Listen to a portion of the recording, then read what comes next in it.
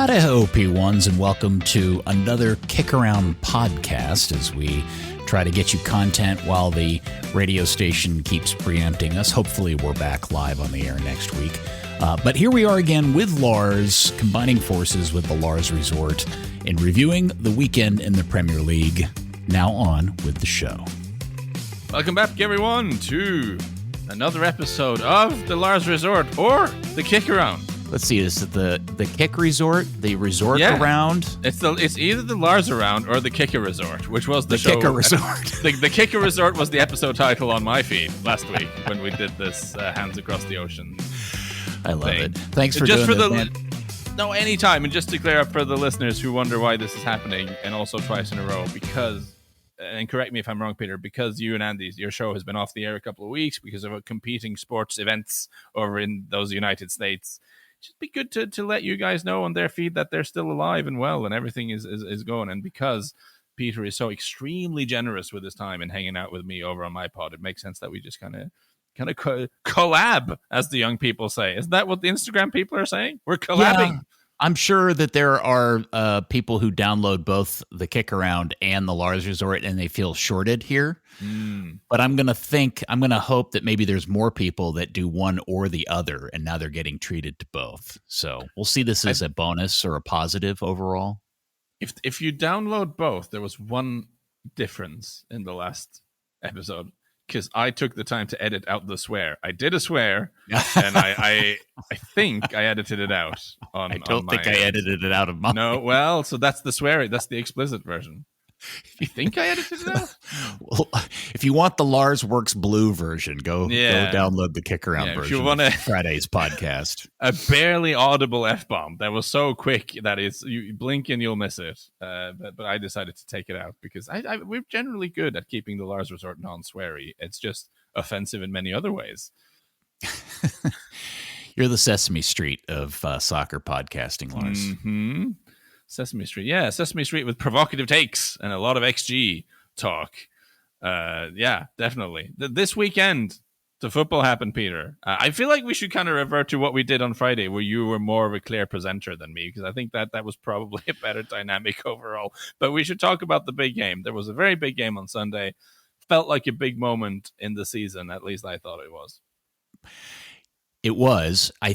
I believe, did we both predict City would win this? I know I did. I thought it was going to be 2-1. Yeah, I said, I didn't feel confident enough to bet it, which I now regret, but I did say, gun to my head, I would back a City win, which is sad for me because I should have bet it, because I had another loss-making weekend with my betting picks. I had one land one hit and two misses. And I actually do want to mention this now very quickly, just because it was an interesting example of how like sports betting can kick you in the ass sometimes.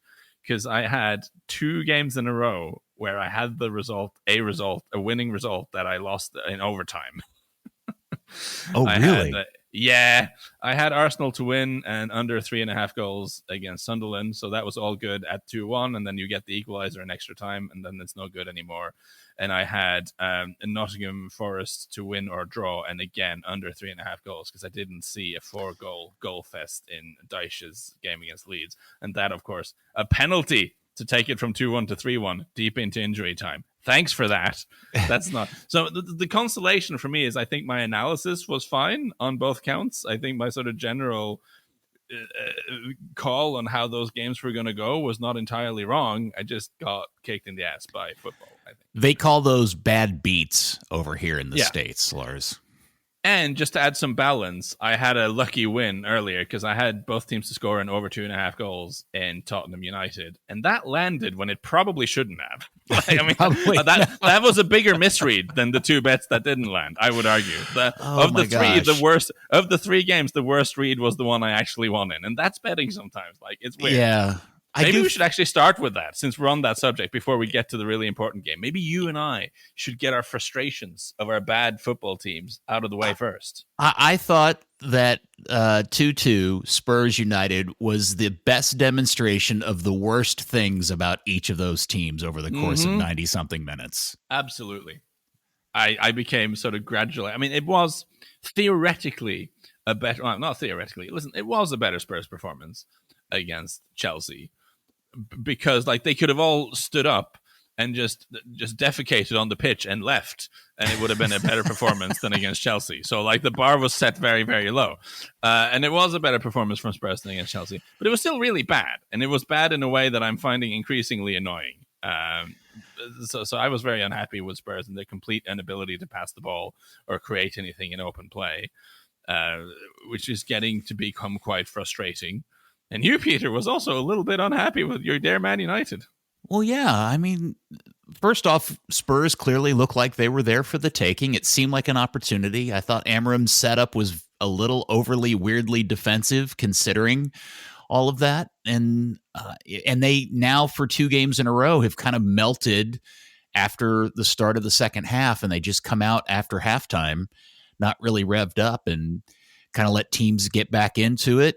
But let me say this is a second game in a row they end up getting some sort of result that last season they would have probably completely bonked. So there are improvements, especially when it comes to defending and attacking corner kicks. The turnaround in both of those departments for this team are pretty remarkable. So it's hard for me to be too critical and expect too much. I think there are some concerns now with injuries. Šeško's weird situation coming in as a sub and then going off with what appears to be some sort of knee injury, the long-term implication of that. And so we'll see what happens. But man, it was an awful, awful game of football.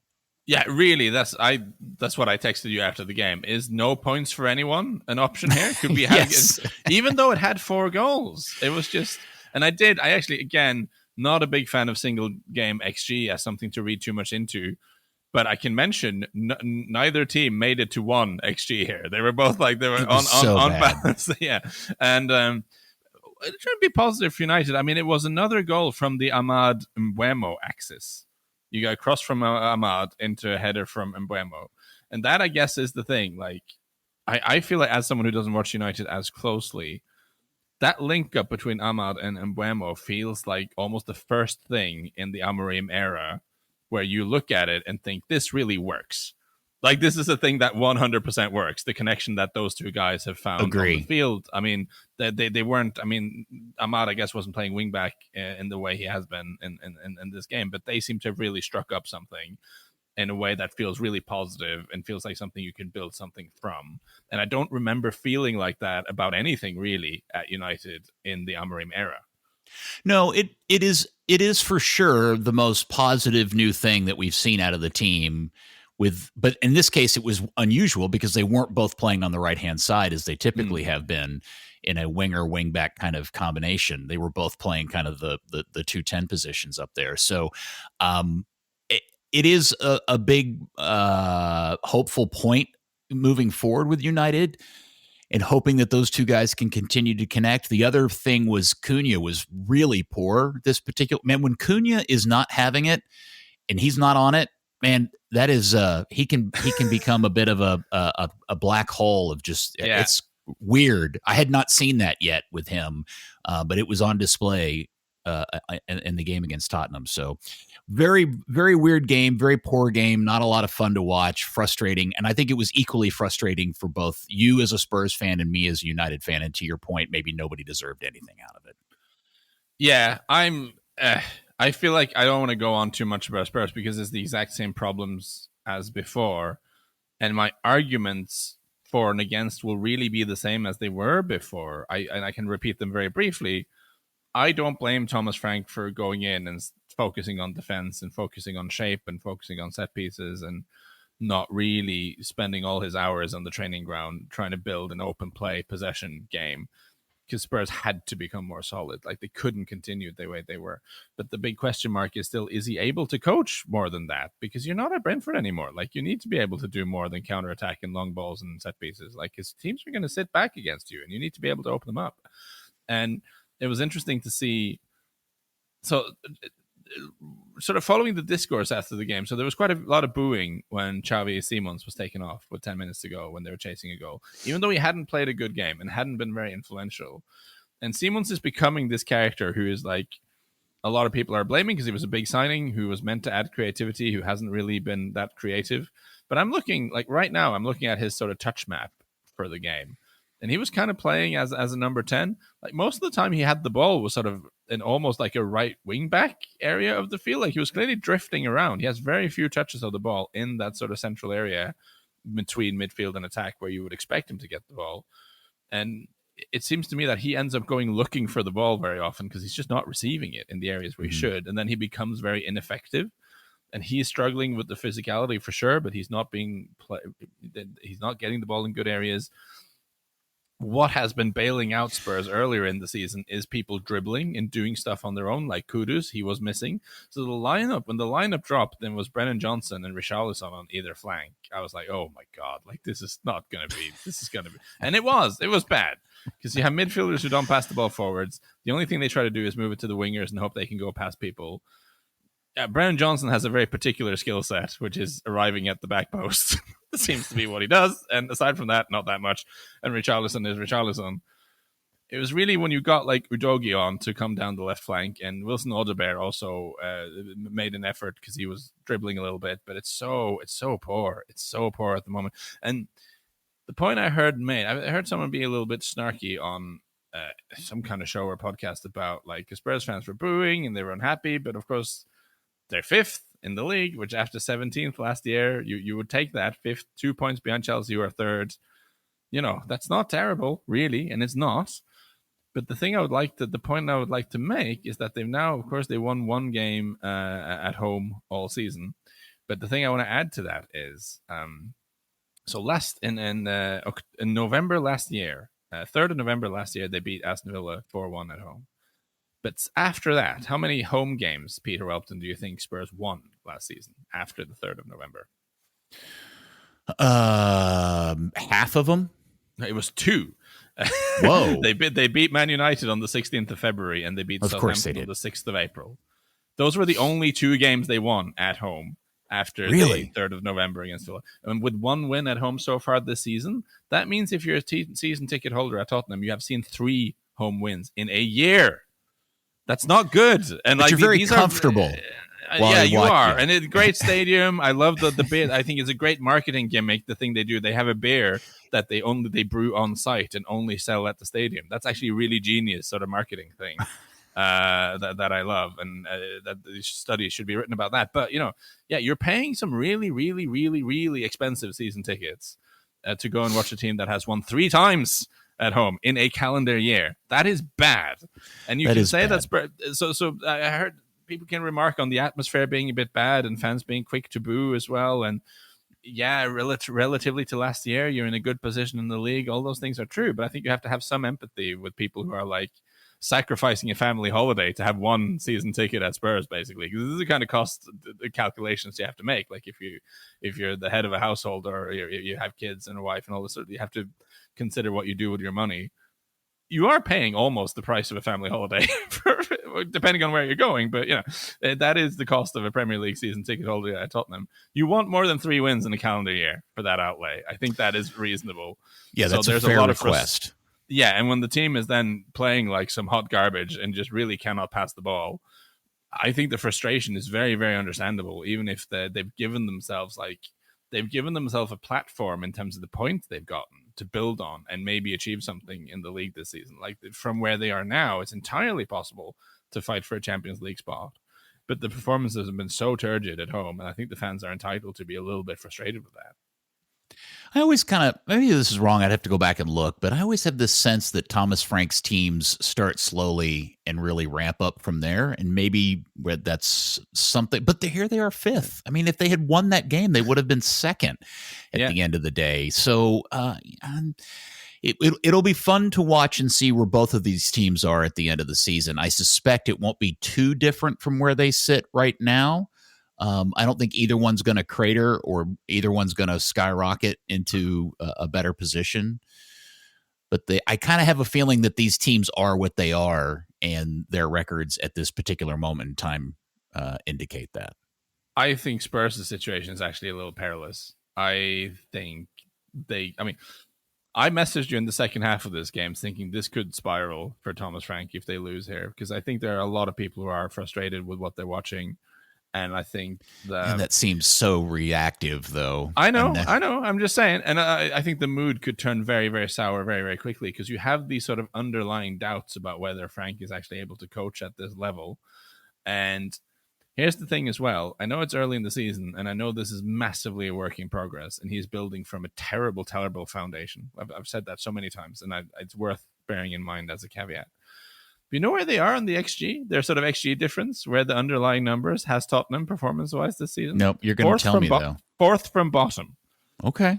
Only Villa, Wolves, and Burnley have worse XG numbers so far after 11 games. Now, if your team is fifth, but they're, 17th in the XG? Yeah. They're going to have to start playing a lot better very quickly to avoid dropping down the table like a stone. So I feel like this is sort of Thomas Frank has gotten away with it so far. People always say coaching a team is like building a plane that's already in the air. Like you're kind of trying to build stuff while things are happening, and a false move can bring everything tumbling down. Like I genuinely am sympathetic for the job he's taken on and the position he's in.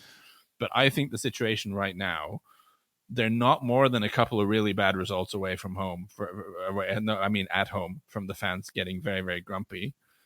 And yeah, this sort of good feeling they had in the beginning when the players were happy that they had a coach who respected the concept of defending, that only takes you so far. If the players are feeling that, okay, we're talented, technical, good players, but we spend our entire game knocking it long to a striker who's not even that good in the air, or trying to get it out to a winger, or trying to get a set piece, they'll get grumpy. And the way I still think there's a possibility that Frank gets Nuno'd here.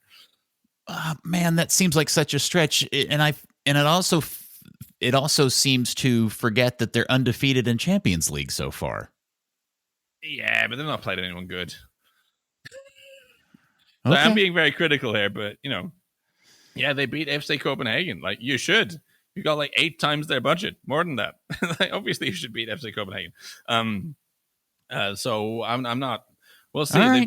They've got a decent group. Like they've got PSG in the next one. Pessimistic. Yeah, it's possible that I am overreacting here, and it's more a case of like I'm prepared to sit with it for a little while longer and see what Frank can do. But my spidey senses are tingling in a way that's not positive for this situation. All right. Well, Spurs was a team that needed to get fixed defensively first, and he clearly is putting most of his eggs in that basket, and that's going well for them. They're not bad defensively. At least in comparison to last year. So, maybe this is what happens. Let's try to balance this. Yeah, my pessimism. If they sort of long ball and set piece their way to like 7th in the table or something, objectively, you would have to say, coming off a season where they're 17th, that is a huge step in the right direction. First year under the new coach, blah, blah, blah, blah. But my question is, what will the mood amongst the fans be if they get like another 3/4 of a season watching this? And how will the players who want to play some football occasionally feel about the direction of travel if they still can't pass the ball at the end of the season? Like these are more like intangible questions, and this stuff matters. This is why making the jump from a team like Brentford to a team like Spurs or Arsenal or Liverpool, or like these sort of bigger teams where there's more media scrutiny, a bigger fan base, pundits who have strong opinions, people pay a lot of money. There is a different level of expectation. There is a different level of pressure, and making that jump is very, very difficult.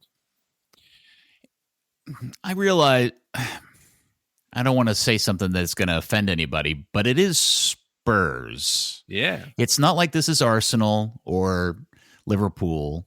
But here's the thing, my friend. When Spurs are in the Champions League, when you got Champions League money coming in, their budget is not a million miles away from Arsenal. No, like, that's not what I'm financially. That's where the bar is. Like that's the determining factor for what the expectations should be. I agree, but this isn't one of those deals where people should anticipate that things are instantly going to turn around. And these are always longer term projects, and this is a mix of expectation setting and recency bias, where everybody just seems to forget how bad everything was last year versus how much better they are this year versus instantly thinking they're going to be back to being a top 4 team. And I think that's unrealistic and unfair expectations. Everybody's free to have whatever they want or believe whatever they want or expect whatever they want. But man, to be unhappy with the state of Spurs right now after 10 games in the league and 4 games in Champions League and thinking that, maybe it's time for Frank to go do something else. Man, that just feels, that would be a shocker. I'm not going that far. I just feel that this is now in a very delicate state where I think a lot of people are going to be very, very negative very, very quickly if they have a couple of bad results at home after this. Well, I think the realistic expectation for Spurs this season, I think the realistic target is not necessarily make the Champions League, but be a factor in the race, like be in the Champions League race until ideally the end of the season. Whether you make a 5th spot or a 4th spot or not, okay, if you do well but finish 6th in the end, I think that's understandable. But you should also occasionally try to play some football. Now, so far, we're 1 out of 2 there. If you look at the table, they're very much where they on track to be in a decent place. But the football has been pretty horrendous. And there isn't infinite patience for that at Spurs, rightly or wrongly.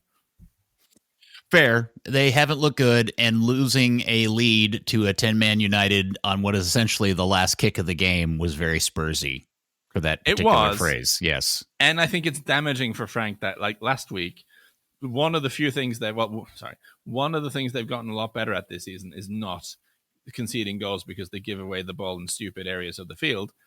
That's how they lost against Chelsea. Okay, they considered 100 other chances that could have gone in, but the goal actually came in from a dumb giveaway in the area, which is the kind of thing they don't do anymore. And the other thing they've gotten better at is defending set pieces. That's how they lost 2 points here.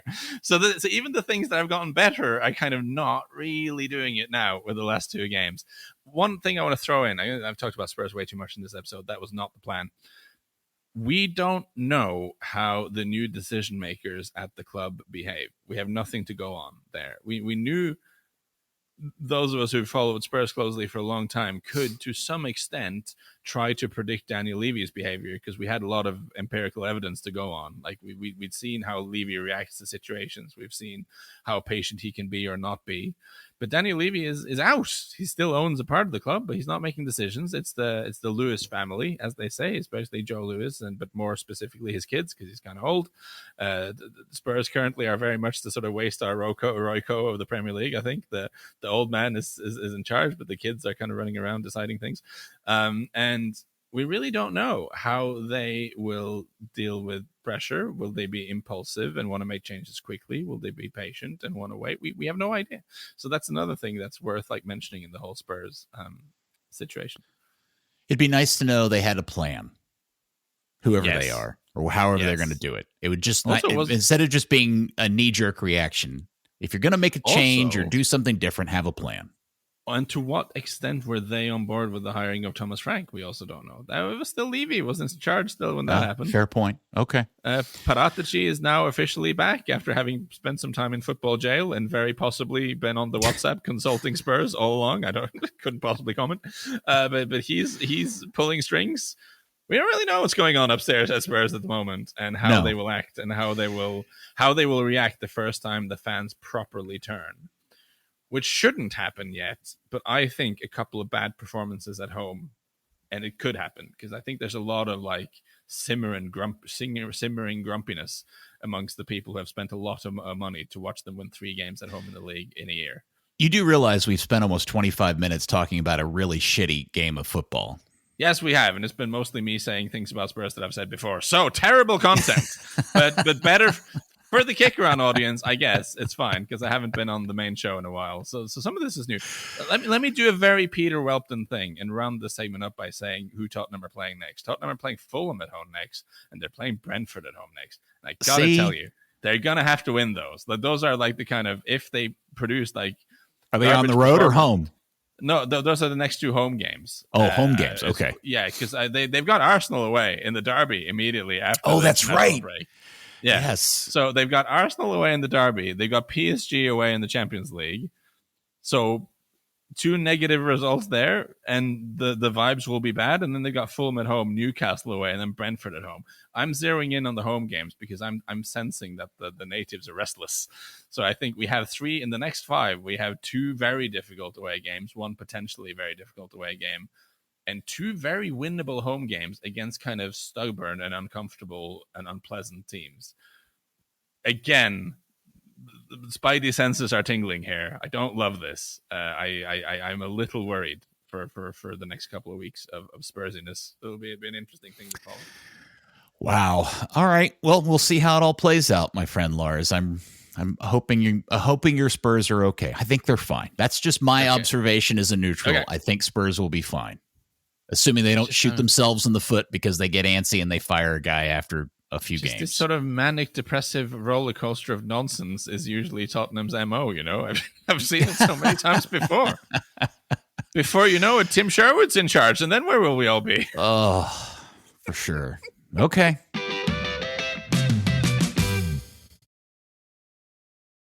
No, the big game of the weekend that we were going to lead on was, of course, Manchester City's almost casual dismantling of Liverpool. This is bad hosting to throw in a take with the leading question, I guess, but I'm going to throw that out there. It was almost casual the way City beat Liverpool in this game.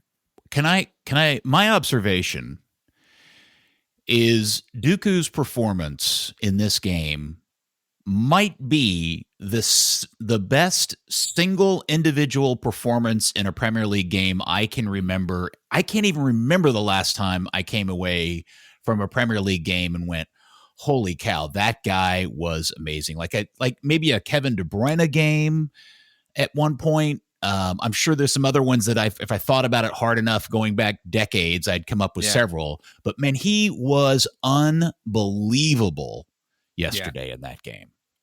And I was thinking, wow a lot when he was doing his stuff, but it also brought me back to when we were discussing the City rebuild in the summer, when we were not super impressed with all the signings they'd made. And I remember I said something along the lines of, if City are going to win the league, if City are going to go back to being one of the best teams in the world, they are going to need 1 or 2 at least out of Marmoush, Dooku, Cherki, Savinho, Oscar Bob, maybe Phil Foden. Like, let's say 2 of those guys are going to have to become super top 10 in the world-class performers to kind of replace the void left by Kevin De Bruyne and a few other guys who have, of course, fallen away. And I wasn't super convinced they had the raw materials for that. But you watch that game and you think, yeah, maybe Dooku's the guy. Like, maybe Dooku is if he becomes a little bit more consistent, because he has that incredible acceleration, the incredible skill. Like, he can go past anyone. Like, there's really no opponent he can't beat. Poor Connor Bradley. Yeah, it's not a fun gig playing as Dooku. Could you imagine being Connor Bradley, backing up, having to defend Vinny Jr. and then Dooku, and actually finding out that Dooku was the harder of the two to defend? Not a fun week for Connor Bradley at the office, I guess. But yeah, 7 dribbles, I believe Dooku completed. I've got the numbers in front of me here. That's kind of crazy. But with Dooku, I think that there's obviously the eye-catching stuff, like the goal and the acceleration. But I thought he seemed like smarter in this game. He was coming inside a lot and turning up in areas on the pitch. Like, because we've seen him go down the flank and try to get past the fullback and then hit a bad cross and then nothing happens. Like, there's been a lot of that with Dooku since he's been at City.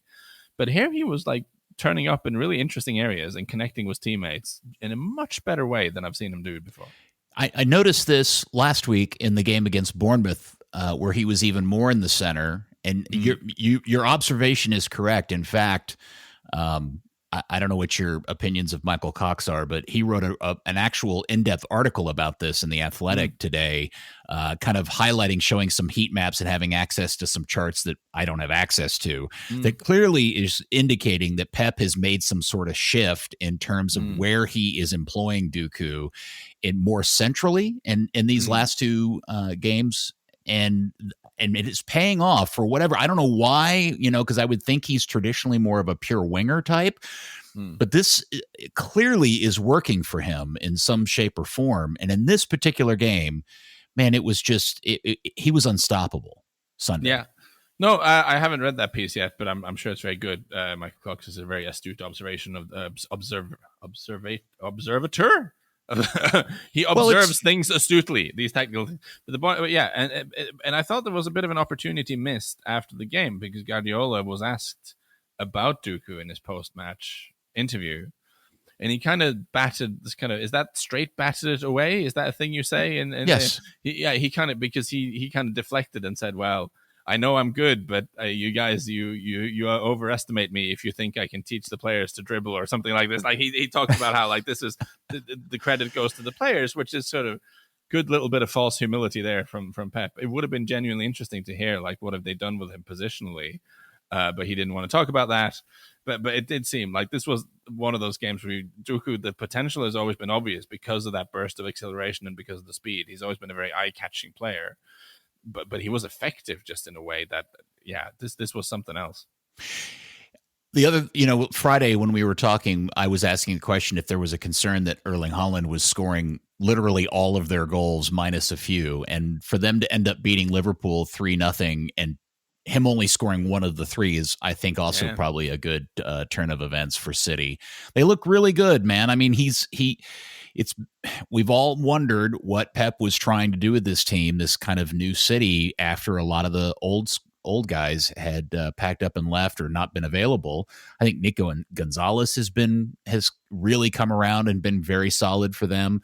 There's a lot of really good signs, and it also helps us add just another team into what I still think is going to be a significant race for the title by the time we get towards spring. Yeah, what I thought was interesting as well about City, during the second half, City had less than 40% possession. So I've listened to some post-match pods and reactions and stuff, and I heard talk about how City did to Liverpool what they do to mid-table teams when they're in the lead. They just pass the ball forever, but they didn't do that. Again, this is the interesting thing about this year's City is that I don't remember seeing a Guardiola team, not even City, but going back to Bayern and Barcelona, obviously, seeing a Guardiola coach team that's this happy to just sit off and let the opponent have the ball and are confident and comfortable in their defensive shape and happy to exploit the spaces that you get from that when the ball does turn over. It's a radical departure for him. How much of all of this was the end result of City just being really good, and how much of it is tied to Liverpool's current state in general? The thing, my observation about Liverpool was that just things weren't working for them. Like the one-touch passes, trying to pass into space, playing the ball forward, things that normally connect and click for them just weren't doing it in this game. And it wasn't because City was cutting out passes or making it difficult for Liverpool. They were just not working in general. And City were taking advantage of those every time Liverpool turned the ball over, with sloppy with the ball. And I'm just curious if you thought how much you thought of that was Liverpool's fault. Yeah, I mean, we asked the question on Friday: was the secret sauce, or was the big fix for Liverpool just getting players back fit so they had their normal midfield again, and now everything will be fine? I guess the answer is no. That was not the only thing that needed to be fixed, because here you had that midfield trio of McAllister, Gallenbeck, and Szoboszlai, and like you say, it didn't work. They weren't moving the ball as well as you'd expect to. And this is when I start wondering. I wonder how much their confidence has been knocked by these defeats. Because this is a football thing that I keep saying about how in football adversity begets adversity. Like, I'm obsessed with numbers and stats and things I can prove, but what's also very clear is that the psychology is super, super important. And I do wonder if these players have started doubting themselves in a way that they weren't 6 months ago, for instance. Yeah, they clearly have extended moments of the game where they look frustrated and miss opportunities or miss passes. Just simple things, little things in the course of the game that just don't go their way, that historically for this team, especially last year, did. So, it was. Go ahead. Yeah, and this seemed. I mean, again, I am no Michael Cox, but I did notice that it did seem like City were kind of herding the ball towards Konate in the sort of build-up phase, that they were jumping on Van Dijk and wanting the Konate to end up being the guy to try to play passes out from the back. I mean, I can back this up with numbers. Always more comfortable when I can back something up with numbers. I've got here from Who Scored Van Dijk played 47 passes. I don't know if those are attempted or finished. They probably attempted 47 passes, and Konate had 75 passes. Now that's a pretty unequal split between the two center halves. So that kind of backs up the sense I got that they were jumping more on Van Dijk and they wanted Konate to play out, and clearly that's something I think it's quite felt like there was a lot of Konate back to Mamardashvili who got stressed and knocked it long. I think that happened quite a lot because I like Georgi Mamardashvili quite a lot, but he's not amazing with his feet, and I just wonder again. Not the first person to say this, and nor will I be the last, but I wonder if this is the side of a Trent Alexander-Arnold leaving that we all underestimated when it happened. Like how useful it's been during the Klopp years to have a right back who is just basically a playmaker, like who's incredible at help find passing solutions, moving the ball forward, whether that's a big switch to the other flank or it's a big ball forwards to Salah, or just you have a right back who's a better passer than most midfielders. Like, that's very useful when you're trying to build up your play. And they don't have that anymore, as much as Connor Bradley has done a pretty good job. And that puts more pressure on the other guys in the back line to be good passers. And it seems like they're maybe not quite rising to that challenge at the moment. No, and I think there also is the whole Florian Wirtz conversation to have in there, because he clearly was struggling along with the entire team. But this is another game where you just see a guy not connecting passes and not making the plays that you expect out of somebody of his pedigree to pull off in this game. Maybe this is, it's one of those deals where you just wonder how much of that is somebody getting acclimated to a different league and a different environment, and he will come good in time. But for people who are disappointed to date, you can't blame him for that, because it hasn't played out the way I think everybody thought he would. No, 100%. I feel a little bit defensive about him because I think he's very good. And I think a lot of the criticism he's getting is because of the transfer fee, which at the end of the day, the player has not decided. Sure. It's something that I don't love. I feel like if you want to criticize the transfer fee someone has paid for a player and you think they're not worth it, then you should direct your criticism towards the people who sanctioned that move, not the player himself. But it becomes like a backpack full of rocks that you have to carry around. If you don't live up to the price tag, it kind of sets expectations that are maybe unhelpful. Florian Wirtz at the end of the day he's a year younger than Dooku, I think, actually, and is someone who maybe should be given more time to get used to his teammates and life in the league and all this sort of stuff. Usually we accept that players coming from foreign leagues sometimes need a half a season, full season even, to adjust and adapt. But yeah, when someone's paid that kind of money for you and they have that kind of decline from last season, then inevitably you will become the poster child for that drop-off. And that's kind of unfair, but that's how it works, I guess. Well, I think a lot of his game is being a connector, and part of him being successful is his teammates helping him be successful and completing things that he starts, and I think some of that is there.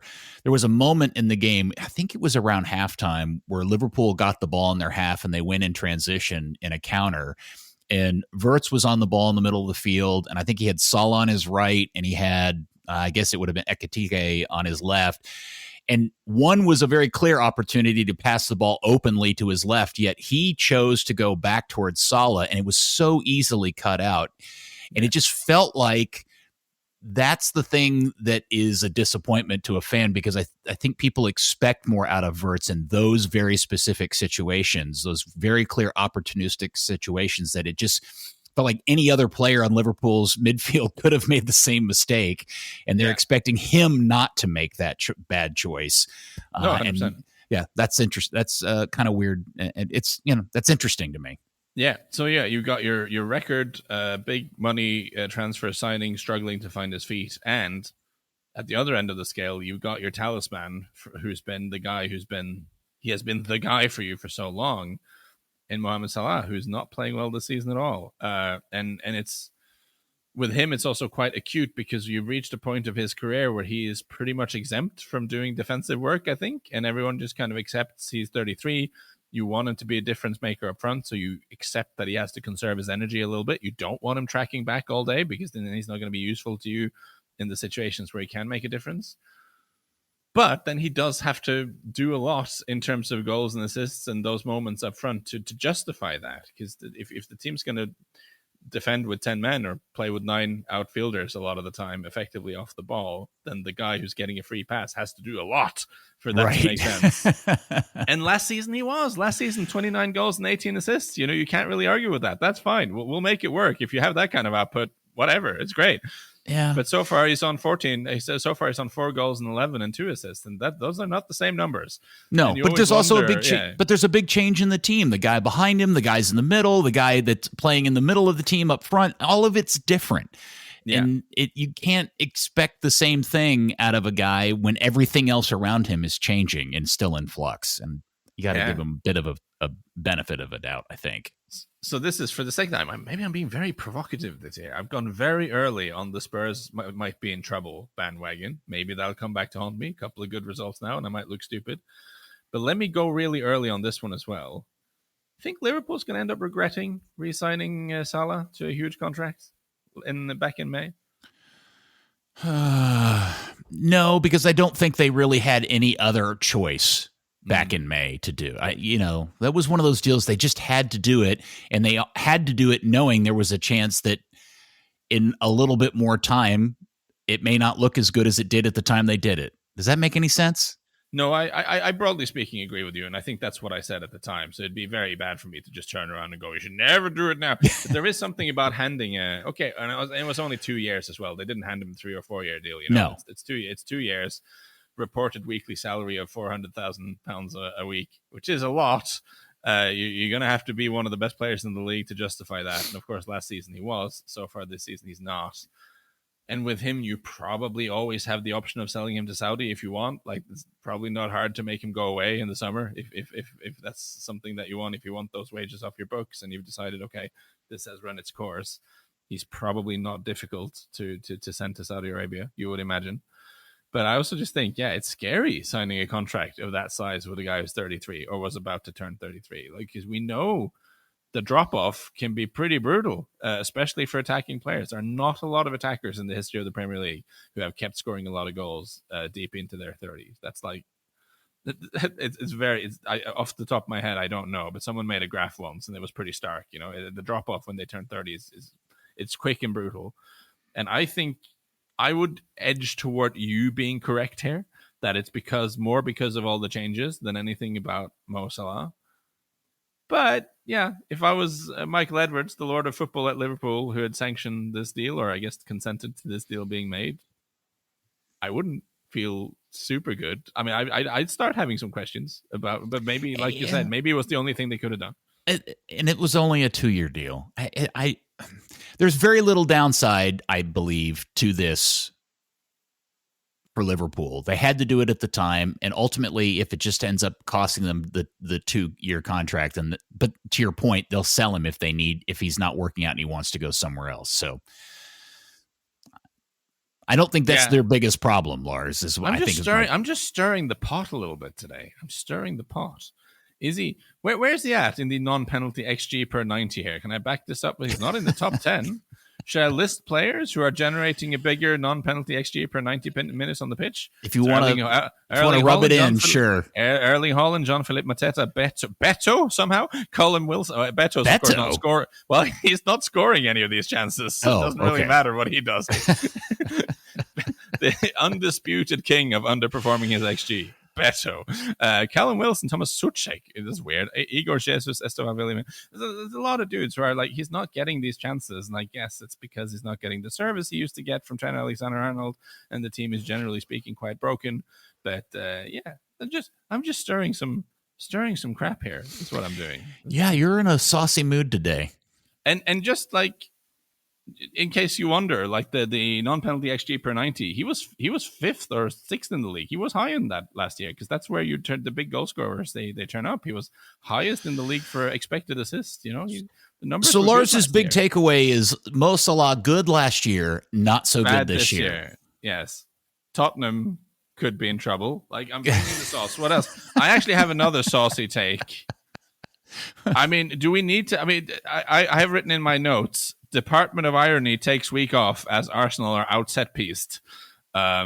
This was very sad for me for betting reasons, of course. Arsenal drawing 2-2 away to Sunderland.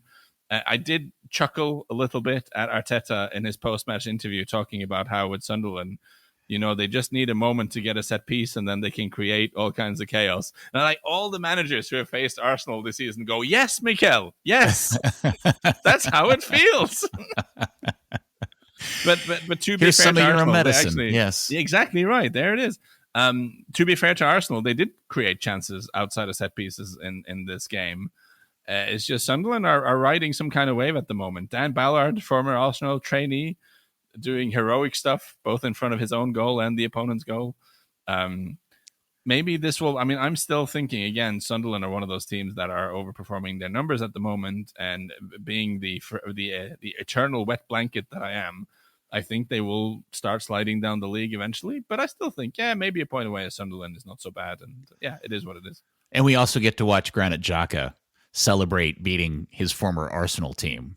Yeah, there's that. There was no low key, I'm not going to celebrate us scoring goals against my former team that I am all tied to. He doesn't care. Granit Xhaka has 0 Fs to give to anybody. Absolutely. He ran out of Fs at an early age. Which, he did. He literally left them. Absolutely did. Left them on the Balkans, like so many other gentlemen from that part of the world. Yes, and that goal at the end of the game was just fantastic. Such a weirdly acrobatic finish, and for Brian that Brobby. To end that way, yes, at home, really good stuff. And I do want to say that about Sunderland, instead of just being negative about them all the time. I mean, it is an incredible start they've had to the season, and I think the thing that impresses me the most is how quickly they've made this team work as a unit, because they signed a lot of dudes this summer. Yeah, well, we talk about this all the time, which is, how do you build a newly promoted team? What are the good ways and the bad ways? And we've seen teams go out and buy a bunch of new players and then just absolutely suck. Yeah. And they've done a really nice job with this. I mean, other than Xhaka, it's not like they went out and bought a bunch of, A-grade stars and or big names. And so and their manager is relatively unknown in the scheme of things. And it's Sunderland, for God's sake, historically sad team. And it's historically sad. I mean, historically sad meaning recently. I don't mean historically over the entire run of the club's history. You know what I mean? Yeah. Forever sad. Yeah. Yeah. I mean, and for them to rise back up and sit in this position after 10 games of the season, it's a great story. It's fun. I mean, it's a really, really fun story to enjoy. And I hope you're not right that they slide back down, but we'll see how it goes. No, they did, like in the summer. I just listen. I predicted them to go down. I've been almost guaranteed to be wrong about that. And the thing that did, even I noticed, having mostly dismissed them, I did notice they signed some interesting dudes in the summer. Not necessarily players I know very well, but players I know are highly rated by people who watch even more esoteric football than I did. I just wasn't expecting it to be possible to blend it all together as quickly as it has been. I think that's a real achievement.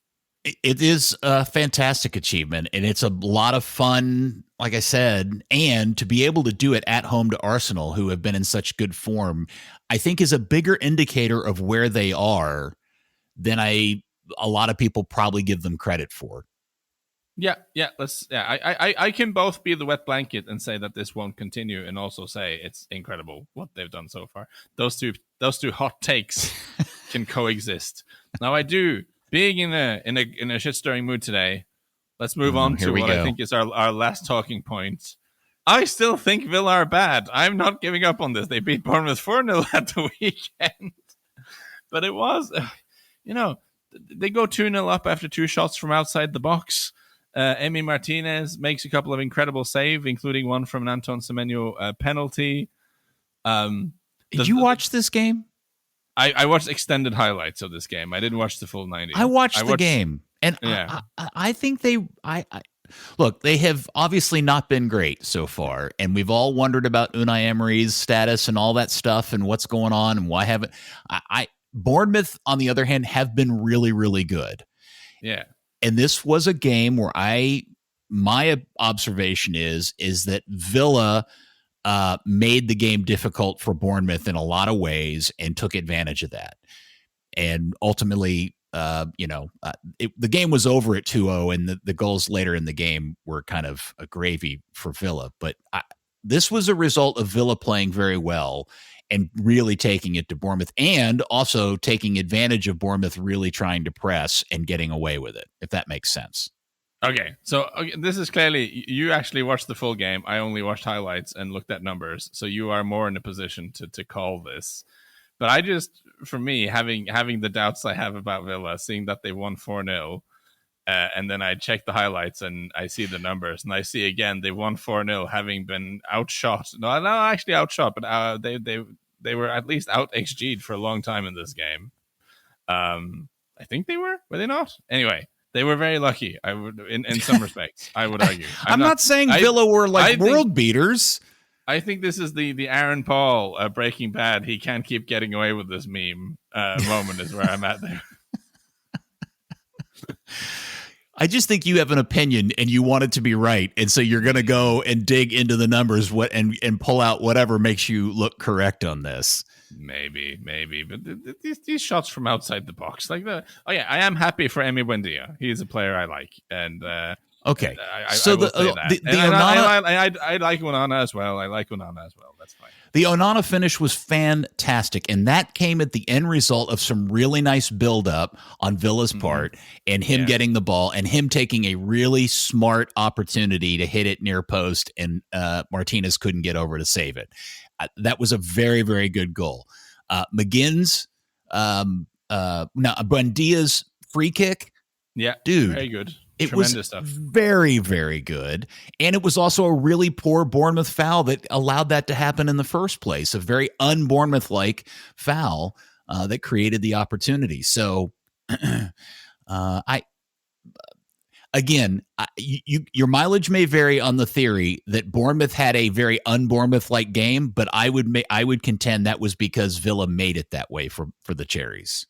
Well, I'm glad that actually I didn't know that you had watched the full 90s. I'm glad that you did that so that there was some actual meat on the bone of this segment rather than just me whining about Tyler Adams was playing. Becoming my nemesis, Villar.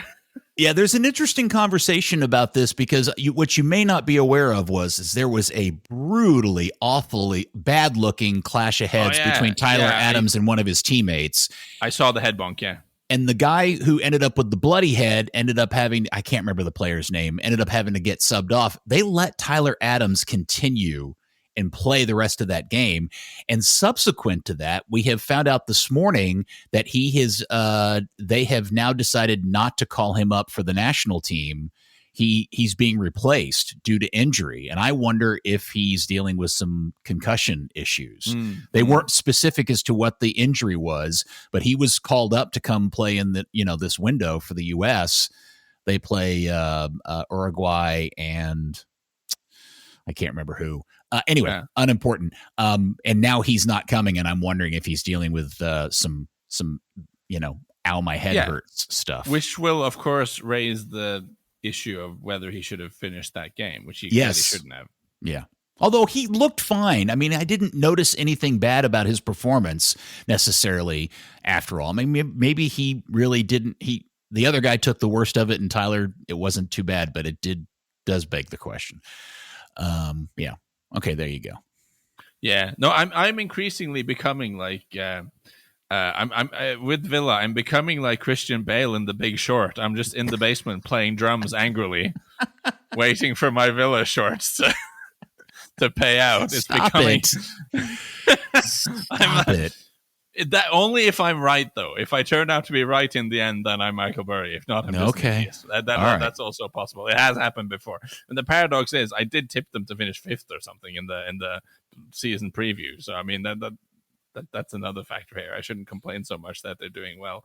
I didn't bet against them either because I joke about this, my anti-Villa sentiment and my distrust of Villa. But I also I recognize that they are winning some games in ways I don't fully understand. So I'm not going to bet against them either. But I still think, my hot take, it is a hill I'm prepared to die on. I don't think they're actually good. But maybe I'll make an effort. Okay. That's fine. What are the next? In fairness, if we have any Villa fans remaining on this podcast, which seems very unlikely, given my very unserious and biased crusade against them, They might point out that I didn't even watch them for 90 minutes this weekend, so possibly I should shut up. They play Leeds on the Sunday. It's an early game on the Sunday. There's nothing else going on. I will make a concerted effort to watch that game and have more informed takes when we get to that point. All right. Are we also, before we go, are we surprised that we ended the weekend with Everton, West Ham, and Forest all winning their games? That seems like seems a bit unlikely. Everton, I did kind of think Fulham might get a point there, to be honest. And Fulham are just kind of low key, possibly in trouble. I think they've still had. That's a fixture list thing? We talked about that on a recent episode. They had a really rough fixture list. They played Villa, Bournemouth, Arsenal, and Newcastle away on the bounce. But now they've lost. They beat Wolves. Now they lost to Everton. And they got Sunderland coming up. I mean, they're on 11 points. I'm always of a believer that the table doesn't really matter in the first half of the league, but when you get to like November, I think it's fair at least to look at the points differentials and see like how far away are you from where you'd be expecting to be. And I guess with Fulham, you're hoping to be sort of around 10th, 11th, 12th. This is kind of where you're hoping to live. And they're on 11 points, 6 points behind Palace, who are 10th, but just 1 point above West Ham, who are 18th, just 2 points above Forest, who are 19th. So you're very much like relegation zone adjacent at the moment. And I don't think you start worrying yet, but you start thinking, this could be bad. Fulham are okay. They're not as good as I was hoping they would be this year, but I also don't think they're as bad as this particular performance was. At the end of the season, Fulham will be Fulham and somewhere in the middle of the table. That's fine. Everton, the one thing I will concede about Everton is I'm a bit surprised how well they're playing at home, because I'm a big believer in the new venue voodoo. Yeah. And their new place seems to be working better for them than I anticipated. So congratulations to Everton for pulling that off. Now, since we're on in this end of the table, maybe we should finish off with a little bit of who's getting relegated chat, because I think that could be an interesting thing to do right now, because I think right now I feel like we're in an interesting place with the relegation battle. We're 11 games in, Lars. Really? It's looking bad for Wolves. I'm going to say that. Okay.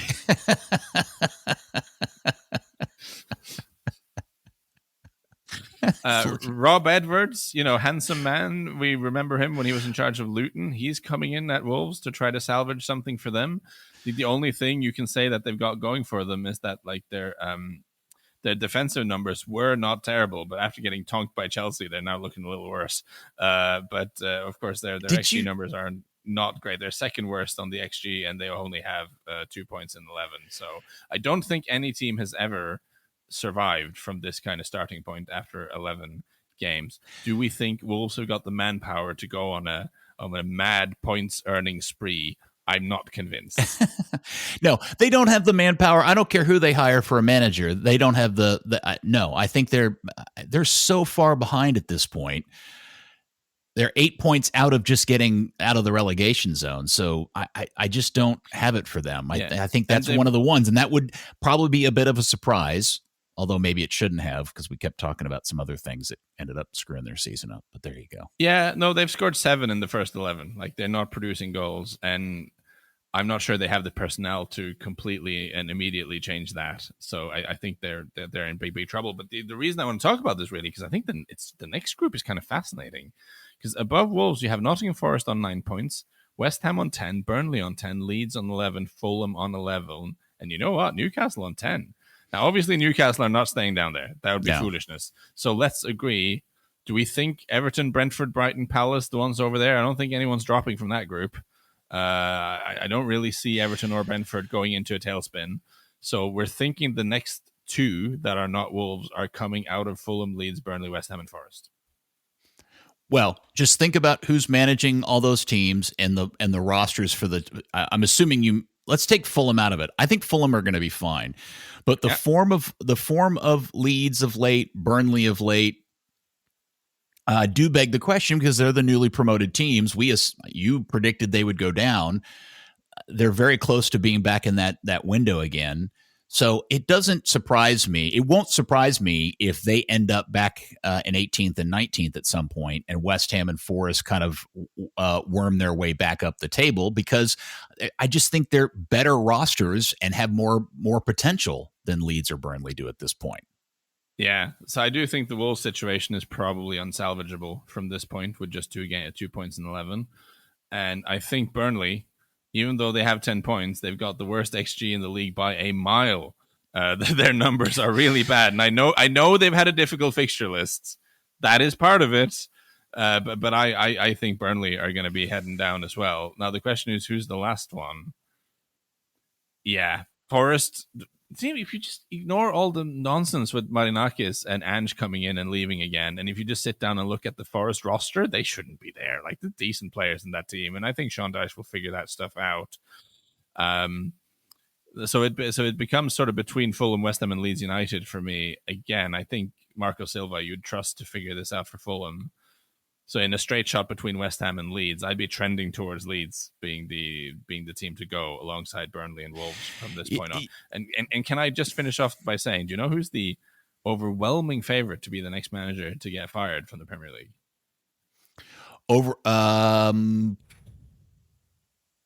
Overwhelming favorite to get. We have a very clear favorite in the sack race right now. Is it Eddie Howe? No, it's Daniel Farke, the Leeds guy. Oh, okay. Because I think, they're probably seeing the same thing we are seeing, is that in that group, Leeds are. The look on your face made it look like it was going to be a surprise. That's why I guessed Eddie Howe. I was working off the expression on your face, but yeah, Farke makes total sense.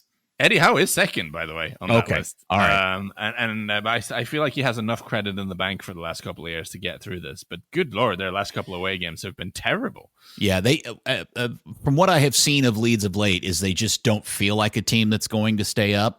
They've had a result here or there, but man, especially these last 2 games, they did not look good.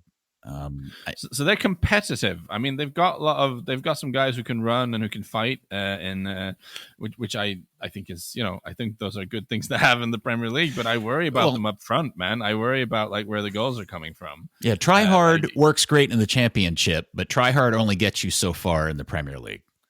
Yeah, and it's the you don't want to pin your hopes on Dominic Calvert-Lewin getting it done in front of goal. Like we joked about Beto earlier. I mean, we had that wonderful period when Dyche was at Everton where he had Beto and Calvert-Lewin up front, and they were both the most underperforming finishers in the league by a lot. And it was just, kept putting crosses in and they kept not putting them away. I don't like that for them. Whereas I still think, maybe this is a little bit, maybe I'm overreacting to recent event. Maybe that is a theme of this podcast from me. But I just kind of think Nuno will figure West Ham out somehow. Like, I don't think it's going to be pretty, but I think Nuno will get there with West Ham. So that leaves me thinking that it's going to be Leeds, Burnley, and Wolves. All right. I got to go here in a sec. I meant to bring this up during the Liverpool City deal. Was that offside? The Van Dijk goal. I think that's it. Okay. All right. I don't think it was. I just don't like that call. I don't like that call. I don't think that's offside. He's not on the line of sight. He's not impeding. He's not creating. And I mean, I don't think it makes a difference in the result of the game. Ultimately, I'm just, as a fan who loves laws of the games and the rules and refereeing decision making, I just didn't think that was deserved to be disallowed. Yeah, so the point that rules guru Dale Johnson, who has recently transferred from ESPN to BBC, high-profile rule. Yeah, he's a BBC guy now. What was his? What was the transfer fee for Dale Johnson? No. No, I was asking I haven't read Dale's review of this, so that's why. Yeah, so that we're again, like he said, because Robertson ducks, because he makes a movement that can be interpreted as something that'll affect the ball, or Mamardashvili has to consider that he might touch the ball and that might affect the path. And I think that was the reason it was a defensible decision. I mean, he also said, like, if it hadn't been given on the field, it probably wouldn't have been changed by the. Actually, I can edit this out from us. We can have this as a KickAround exclusive because dear listeners, dear P1s, I don't mention VAR on my podcast. No, you're very, very hardcore about that. Not once. I've done hundreds of episodes. Never talked about VAR. It's like a modern art experimentation to say and show the world that you can actually talk about football without talking about VAR all the time. And just decide to not do it.